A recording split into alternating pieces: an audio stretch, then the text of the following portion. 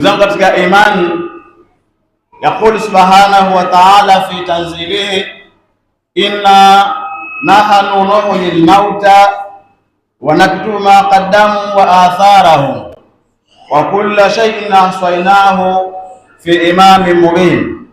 Kila mmoja wetu miongoni mwetu atakuwa hapa duniani hayupo baada ya muda ambao Mwenyezi Mungu Subhanahu wa Ta'ala ameukadiria kwangu ama kwako ama kwa mwingine.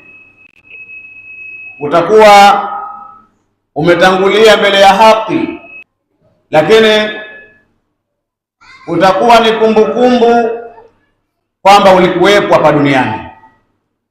Jambo hili ni jambo ambalo kwamba tunalifahamu kila mmoja anapoishi hapa duniani. Maisha yake kuna muda ataondoka, lakini atakapokuwa ameondoka itabakia athari, kwa maana ya kumbukumbu kwamba tulikuwa naye fulani, tuliishi naye hapa duniani, tulikuwa tukifanya kadha wa kadhaa.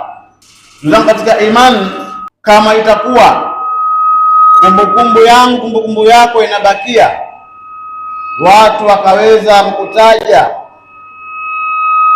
kwa lolote lile ambalo kwamba ulikuwa ukilifanya, basi tunatakiwa lazima tuweke athari iliyokuwa nzuri, tuweke kumbukumbu iliyokuwa nzuri. Na hii ndiyo anwani ya hutuba yetu ya leo.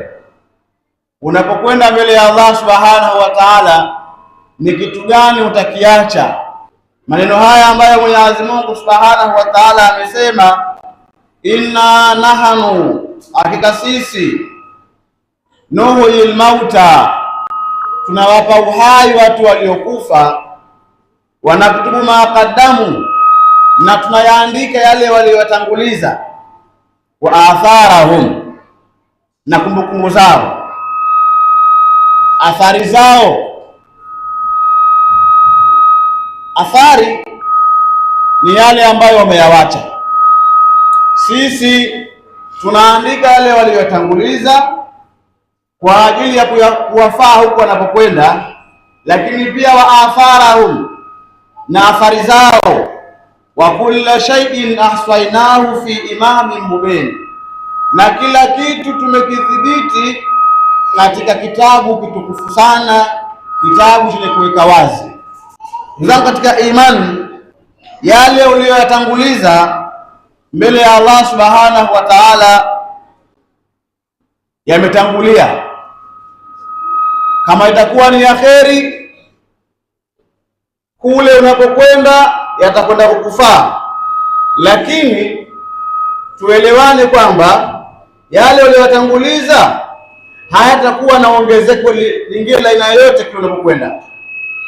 Kama itakuwa ni thawabu 10 umezipata, ndio hizo zimekoma, hazipungui wala hazizidi. Lakini kuna majambo ambayo yanaweza yakawa bado yanaendelea hata kama duniani haupo, yakawa yanakuongezea thawabu au yakawa yanakuongezea madhambi, kwa maana ya athari ambazo kwamba umeziwacha. Hivyo basi tunasihiane katika maisha yetu ya kidunia haya, kila tunapofanya tunakumbushana sana watu wafanye kwa ajili ya kesho, watu wapate thawabu, lakini tunasahau na tunajisahau kuambiana kwamba ni wajibu wetu mtu aache athari, tena haswa athari iliyokuwa nzuri. Mufassirina kwenye aya hii wakasema, wa atharahum, ay, na kumbukumbu maana yake ni nini? Ay kanu sababan fiha fi hayatihim min khairin au sharri, maana yake kuwe na sababu katika maisha yao, iwe ni athari, ikiwa ni shari ama ikiwa ni kheri. Hii athari, kumbukumbu ambayo mwanadamu atakayoiacha, imegawanyika sehemu kuu mbili. kuna kheri na shari. Lakini hapa tuko kwenye kuambiana kwamba watu waache athari zilizokuwa nzuri, athari ambazo kule ulipo yale waliotanguliza kwa Mwenyezi Mungu yatakuwa tayari yamefungwa. Hakuna ongezeko la thawabu wala hakuna ongezeko la madhambi. Lakini watakuwa mwanadamu ameacha athari, mfano wa athari nzuri. Tena wakaendelea kusema mufasirina kwa kutoa mfano wa athari zilizokuwa nzuri ambazo mwanadamu zitamfaa kule alipo, kalwaladi swaleh, kama vile mtoto mwema. Umeondoka hapa duniani lakini umemwacha mtoto mwema. Hii ni athari ambayo itakuwa ni endelevu. Mtoto mwema huyu kuna majambo duniani hapa atayafanya, itakuwa ni chachu ya ongezeko la kheri kule uliko unazipata. Jambo jingine wakasema au ilmu nafi, au ilmu yenye kuwa na manufaa. Jambo la mwisho wakasema au sadaqatin jaria, au sadaka endelevu, sadaka yenye kuendelea. Ndugu katika imani, mara nyingi sisi tumekuwa tunahimizana kama nilivyosema hapo nyuma kutanguliza mambo mema mbele ya Allah, mambo ambayo yatakuja kutusaidia ama kutusaidia mbele ya hesabu. Lakini tunasahau kukumbushana kwamba kuna athari gani ambayo mwanadamu atakayoiacha ikawa ni endelevu itakayomfaa kule alipo, kwa sababu fikra zetu wengi katika sisi tunadhani kwamba mwanadamu akifa mambo yake yote yamemalizika. Lakini kwa ushahidi wa maneno haya Mwenyezi Mungu Subhanahu wa Ta'ala kwamba sisi tuna wahuyu aliyokufa, maana yake mtu akiwa amekufa kuna maisha atakuwa nayo kule, maisha ya uhai baada ya kufa, maisha ambayo kuna thawabu ama kuna madhambi mwenyewe uliyafanya kule, tayari utakuwa umeshatanguliza yale, yameandikwa, yamemalizika. Kwa hiyo kama ni kheri, kama ni thawabu, utaendelea kustafidi, kunufaika na thawabu zile zile ambazo kule ulizifanya kwa maana ya kutanguliza. Lakini zile thawabu zinazofanya ni zenye kuathiriwa na kitu gani? Na athari ulioiacha hapa duniani. Kumbukumbu yako sio nzuri. Sasa hii yale uliyotanguliza kule akhera yawe yanafanya kazi, lakini duniani huku kuna mambo umeyawacha pia nayo yanakuongezea mzigo wa thawabu. Ni lazima maisha yako ya kidunia unavyoishi kwenye kuitafuta dunia na akhera, ujitahidi kipaumbele chako kiwe ni kwenye kuacha athari iliyokuwa nzuri.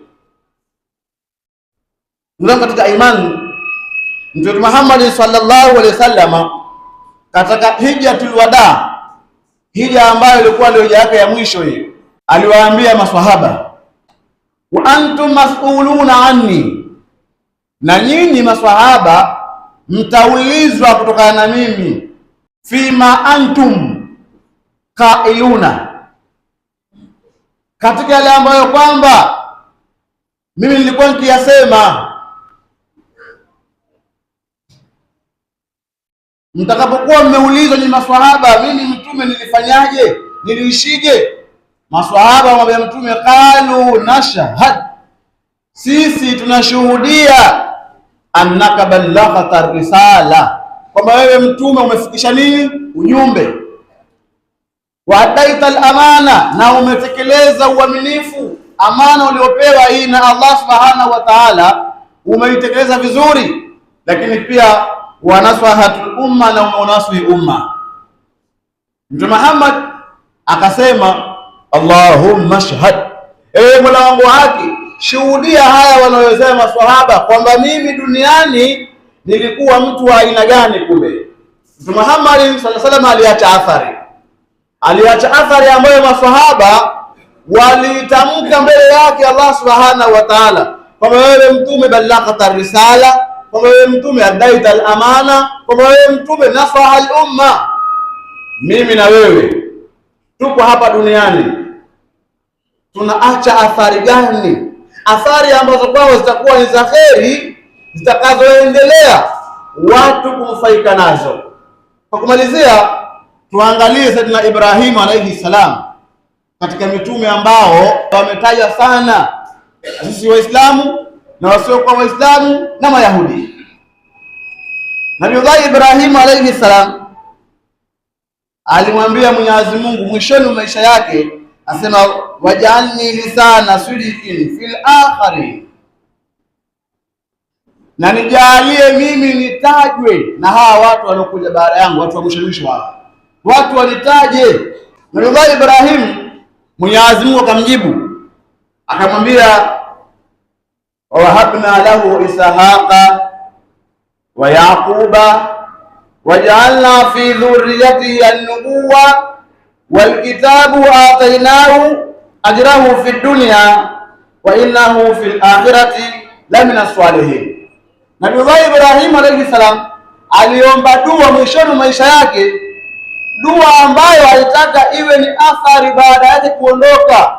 Mwenyezi Mungu amwambia Nabii Ibrahim wa Mwenyezi Mungu, waj'alni lisana sidqin fil akhirin, nijalie mimi nitajwe na watakaokuja baada yangu, watu wa mwisho wanitaje hawa. Mwenyezi Mungu akampa majawabu, waj'alna wa wahabna lahu ishaqa wa yaquba. Mwenyezi Mungu akampa watoto Ishaqa na Yaqub.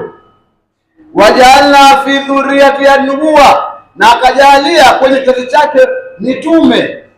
Baba alikuwa mtume, watoto mitume. Sisi ni funzo tulichukua hapa.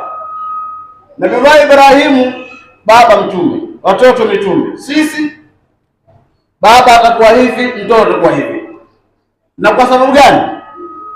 Kuna mahala tunakosea,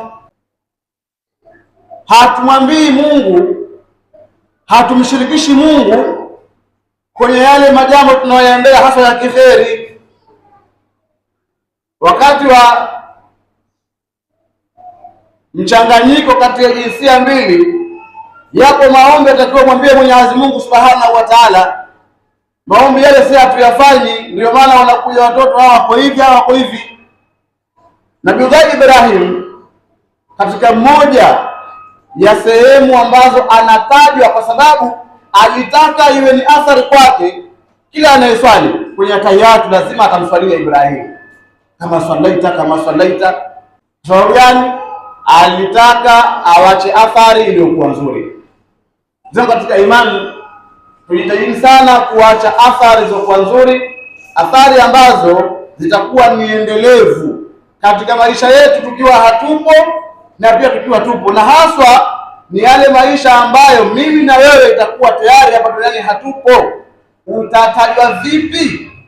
Allah Subhanahu wa Ta'ala atujalie katika waja wake waja wa kheri, wenye maneno mazuri kwa kufanyia kazi. Ndugu katika imani, athari ya mwanzo ambayo tutakumbukwa nayo mimi na wewe ni athari ya watoto wetu tuliowazaa.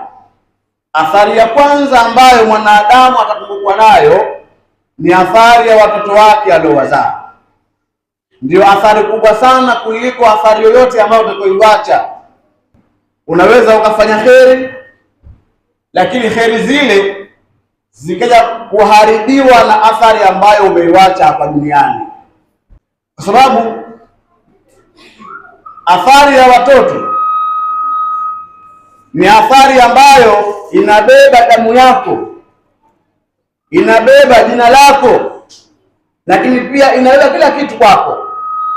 Hata ikitokea mtoto wako ameharibu, wao wanasema mtoto wa fulani yule, huyo mtoto wa fulani bwana. Yote ni kuonyesha kwamba athari kubwa ni athari ya mtoto wako. Katika hii tuhusiane, tunasihiane, tuwalee watoto wetu katika malezi yaliyokuwa bora, malezi ambayo yatakayoacha athari baada ya mimi na wewe kuondoka. Mtoto wako, mtoto wangu ataendeleza kheri ambazo zitafanya wewe mzazi ukumbukwe na utajwe kwa kheri ambazo kwamba wewe mwenyewe kwanza ulizifanya, lakini pia pili kupitia uzazi wako. Katika hili Mtume Muhammad sallallahu alaihi wasallam akatoa mfano hata kwenye upande wa mali. Wewe unapokuwa duniani hapa, mpo baba mzazi, unamwekea misingi gani mtoto wako? Hadithi inatuambia innaka antadhara warathataka aghniyaun khairun min antadharahum alatan yatakaffafuna annas. Wewe mzazi,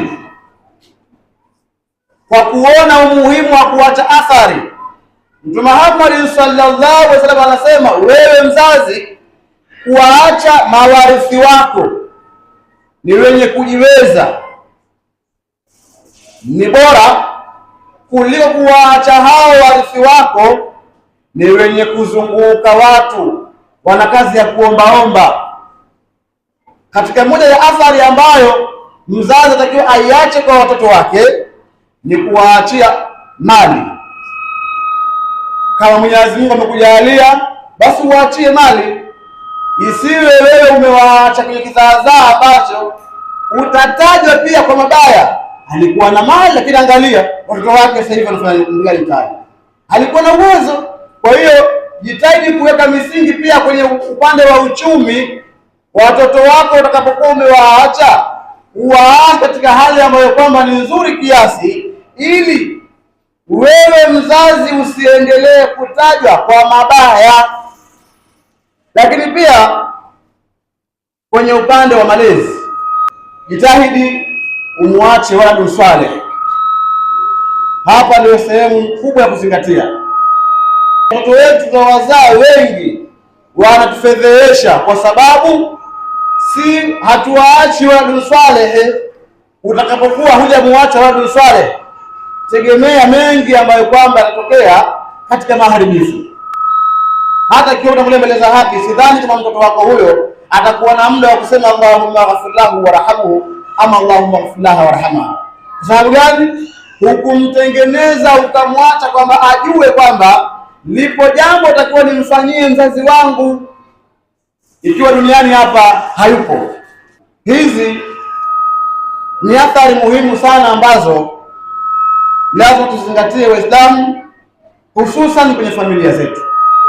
Kwa kumalizia, katika hadithi Mtume Muhammad sallallahu alaihi wasallam anasema man sanna fil islami sunnatan hasana falahu ajruha wa ajru man amila biha ba'daha min ghairi an yanqusa min ujurihi shay'a wa man sanna fil islami sunnatan sayyi'a kana alayhi wizruha wa wizru man amila biha min ba'daha min ghairi an yanqusa min awzarihi shay. Kwa Mtume Muhammad anasema mwenye kuanzisha katika Uislamu jambo zuri ana yeye malipo yake na malipo ya watakaotenda ile jambo zuri ambalo yeye amelianzisha. Waislamu, mwenye kuanzisha jambo katika Uislamu, jambo ambalo kwamba ni jema ni zuri, kwanza apata malipo kwa kule kuanzisha jambo, lakini pia na malipo ya wale ambao kwamba watafuata, watafanya ile heri ambayo ameianzisha. Jiangalie wewe na mimi, umeanzisha jambo gani la heri ambalo watu walifuata, ili jambo hilo likupatie thawabu wewe kwa kule kuelekeza na watu pia kiwa wanafanya. Kwa hiyo maana yake hapa kuna thawabu mbili zipata hapa. Kuna thawabu za kuelekeza, za kuanzisha, lakini pia zipo thawabu za watakaotenda zile heri ambazo wewe umezianzisha. Kinyume chake, ukianzisha mradi wa jambo baya, utapata madhambi ambayo kwamba yatakwenda pia wale ambao kwamba watafuata ule mradi wa madhambi ulioanzisha, pia utawekewa katika madhambi. Umeweka baa kwa mfano, watu wakaja pale wanapiga maji, elewa kwamba wewe ulioanzisha hiyo baa unapata madhambi, kwa imani yetu ukiwa ni Muislamu. Maana nyingine haina, ni jaiz, inawezekana, inajuzu. Wewe ukiwa ni Muislamu umekosa jambo la kufanya, unakwenda kuweka mradi wa mfano baa, utapata madhambi wewe, na wale watakaokuja pale katika Waislamu wakipiga ile maji pia utapata madhambi. Lakini kwenye mambo ya kheri, umeanzisha jambo la kheri, darsa mfano, umejenga msikiti, unapata thawabu za msikiti ule ujenga. Lakini pia kila watu wanapokuja kuswali pale kwenye msikiti ambao wewe ni muasisi, thawabu pia wazivuna pale. Kwa hiyo itakuwa hii ni athari nzuri uliyoiacha. Ukiondoka, bana msikiti bana fulani bana, sasa hivi mafeni yamekuwa sababu fulani bana alikuwa anafuatilia kweli kweli, kwa takiwa aje mwingine aendeleze pale. Lakini ile baa utakayoiacha pale, watu wataendelea kupiga maji pale, na wewe utakuwa kule ulipo akhira unaendelea kuchuma nini? Wizru, madhambi ya yale ambayo kwamba watu kila siku pale wanakwenda. Uislamu tunajitahidi sana kuacha athari iliyokuwa nzuri, hasa katika upande huu wa watoto wetu, sababu ndio athari ambayo kwamba ni kubwa kuliko athari nyingine yote ile. Tuombeeni Mwenyezi Mungu Subhanahu wa Ta'ala atujalie kuwa waja wake, waja wa kheri, wenye kutumia mazuri na kuweza kuyafanyia kazi. Tuombeeni Mwenyezi Mungu Subhanahu wa Ta'ala ajalie nchi yetu iwe nchi ya amani, nchi ya haki, viongozi watuongoza katika haki na uaminifu.